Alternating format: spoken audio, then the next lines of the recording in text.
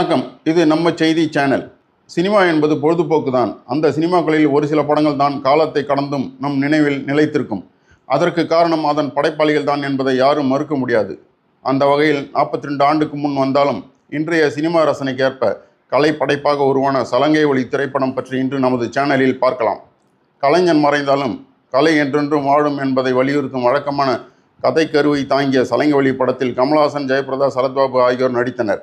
இந்திய சினிமாவின் சிறந்த இயக்குநர்களில் ஒருவரான கே. விஸ்வநாத் இயக்கியிருந்தார். திறமையான பரதநாட்டிய கலைஞன் தான் கற்ற கலைக்கான அங்கீகாரத்தை பெற காதல், தியாகம், இழப்பு என வாழ்க்கையின் அனைத்து வழிகளையும் கடந்து கலைக்காக மட்டுமே பயணிக்கும் உணர்வுகளை பிரதிபலிக்கும் அழகிய கலைப்படைப்பு தான் இந்த படம். சாகர சங்கமம் என்ற பெயரில் முதலில் தெலுங்கில் வெளியானது. அதன் பிறகு 1983ஆம் ஆண்டு ஜூன் மாதம் 3ஆம் தேதி தமிழில் மொழிமாற்றம் செய்யப்பட்டு வெளியானது.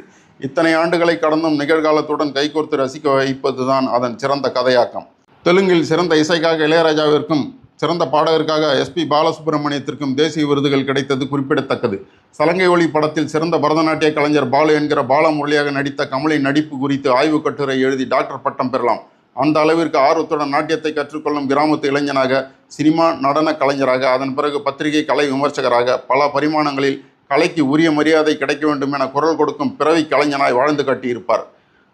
மரணப்படுக்கையில் இருக்கும் தன் தாயின் முன் காலில் சலங்கை கட்டி நடனம் ஆடும்போது கதாநாயகியின் மகளின் நாட்டியம் பற்றி விமர்சனம் செய்து ஒரே பாடலுக்கு பரதம், கதகளி என 3 வகை நடனமாடி தெளிவுபடுத்தும் போது, குடிபோதையில் கிணற்றின் மீது நடனம் ஆடும்போது என காட்சிக்கு காட்சி நடன மேதையாக வாழ்ந்திருப்பார். நடன அசைவுகளில் அவரது உடல் மொழியும் நடிப்பும் அவர் காலத்தை கடந்த சிறந்த கலைஞன் என்பதை நிரூபித்தன. காதல் தோல்வி, தியாகம், இழப்பு என புயல் உண்டாக்கிய சேதமாய் பல்வேறு சோகங்களை சுமந்தாலும் தான் கற்றுத்தேர்ந்த பரதநாட்டிய கலையை தனது மாணவிக்கு கற்றுக் கொடுத்து அவர் மூலம் அதற்கான அங்கீகாரத்தை பெறுகிறார். இளையராஜாவின் இசையில் வான் போலே வண்ணம் கொண்டு, மௌனமான நேரம், ஓம் நமச்சிவாயா என 7 பாடல்களும் இன்றும் ரசிக்கக்கூடியவை. பாரம்பரிய கலைகளை ரசிக்க வைக்கும் படங்கள் வெளிவராத இன்றைய நிலையில் சலங்கை ஒலி படம் நினைவில் நிழலாடுகிறது. நன்றி, வணக்கம். மீண்டும் சந்திப்போம்.